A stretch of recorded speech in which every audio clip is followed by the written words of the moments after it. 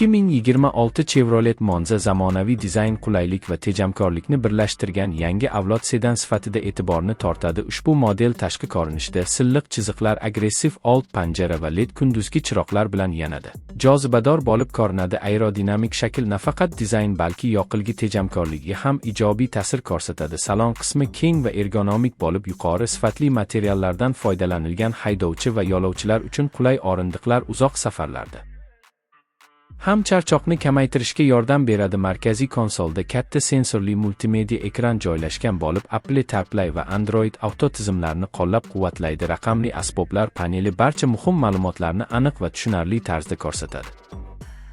2026 Chevrolet Monza dvigatel qatori bir nechta variantlarni taklif etadi. Benzinli va turbo dvigatellar shahar va trassa sharoitida muvozanatli quvvat hamda past yoqilg'i sarfini ta'minlaydi. Avtomat va mexanik uzatmalar qutisi tanlovi haydovchiga qulaylik beradi. Yaxshilangan osma tizimi notekis yo'llarda ham yumshoq va barqaror harakatlanishni ta'minlaydi. Rul boshqaruvi aniq va yengil bo'lib, kundalik haydashni osonlashtiradi.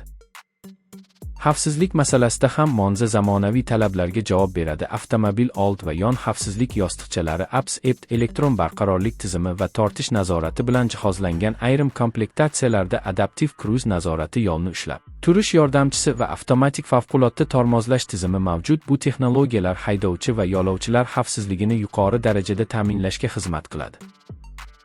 Qulaylik funksiyalari orasida 2 zonali iqlim nazorati, kalidsiz kirish va dvigatelni tugma orqali ishga tushirish, orqa kamera va parkovka datchiklari bor. Bagaj bo'limi kundalik ehtiyojlar va sayohatlar uchun yetarlicha keng. Yoqilg'i sarfining pastligi va xizmat ko'rsatish xarajatlarining maqbulligi Chevrolet Monzani oilalar va yosh haydovchilar uchun jozibador tanlovga aylantiradi. Agar siz